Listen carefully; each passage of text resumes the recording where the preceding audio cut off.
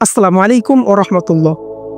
হজরত মুসা আলাইহিস সালাম যখন তুর পাহাড় থেকে তাওরাত কিতাব নিয়ে এসে বনি ইসরায়েলের কাছে দিলেন, তখন বনি ইসরায়েলের অনেক মানুষ এই তাওরাত কিতাবকে বিশ্বাস করছিল না।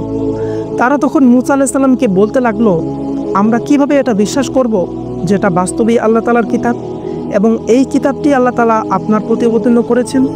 বরং এমনও তো হতে পারে যে আপনি নিজেই এই কিতাবটি রচনা করে এনেছেন আর আমাদেরকে এসে বলছেন যে এটা আল্লাহ তাআলা আমার প্রতি অবতীর্ণ করেছে।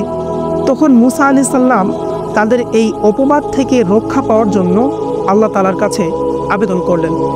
অতঃপর আল্লাহ তাআলা মুসা আলাইহিস সালামকে জানিয়ে দিলেন, আপনি সেই অস্বীকারী ব্যক্তিদেরকে তুর পাহাড়ে নিয়ে আসুন, আমি নিজেই আমার কালাম তাদেরকে শুনিয়ে দেব।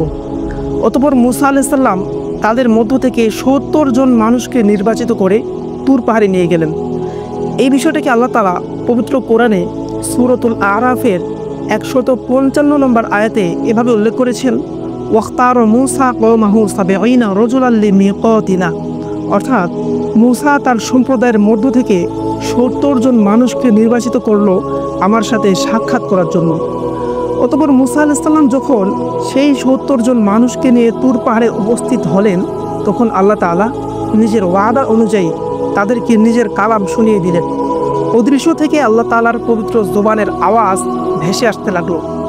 তখন সেই বনি ইসরায়েলের লোকেরা বলল যে আমরা কিভাবে এটা বিশ্বাস করব যে এই আওয়াজটাই বাস্তবে আল্লাহ তাআলার আওয়াজ, এটা তো আল্লাহ তাআলার আওয়াজ নাও হতে পারে। তখন তারা দাবি করলো যে আমরা আল্লাহ তাআলাকে যতক্ষণ পর্যন্ত প্রকাশ্যে না দেখব ততক্ষণ পর্যন্ত আমরা বিশ্বাস করব না যে এটা আল্লাহ তাআলার আওয়াজ। এই বিষয়টিকে আল্লাহ তাআলা সূরাতুল বাকারার ৫৫ নম্বর আয়াতে এভাবে উল্লেখ করেছেন, লান নুমিনা লাকা হাত্তা নারাল্লাহা জাহরা, অর্থাৎ আমরা আল্লাহ তাআলাকে প্রকাশ্যে না দেখা পর্যন্ত আপনার কথা বিশ্বাস করব না।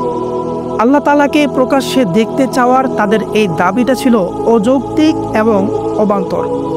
এই অযৌক্তিক দাবির কারণে আল্লাহ তাআলা তাদের প্রতি ক্রোধান্বিত হয়ে একটা বজ্রপাতের মাধ্যমে তাদেরকে জ্বালিয়ে পুড়িয়ে ধ্বংস করে দিলেন।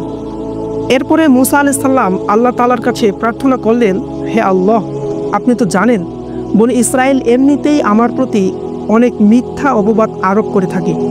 আমি যদি এখন এদেরকে এই জায়গাতেই মৃত অবস্থায় রেখে চলে যাই, তাহলে বনি ইসরায়েলের অবশিষ্ট লোকেরা মনে করবে আমি হয়তোবা এদেরকে কোনো জায়গায় নিয়ে গিয়ে কোনো মাধ্যমে হত্যা করে এসেছি।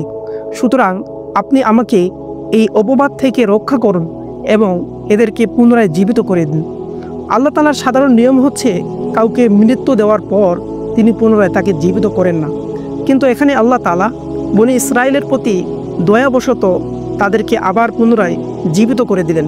অতঃপর মুসা আলাইহিস সালাম সেই ৭০ জন মানুষকে সাথে নিয়ে তার সম্প্রদায় বনি ইসরায়েলের কাছে ফিরে গেলেন।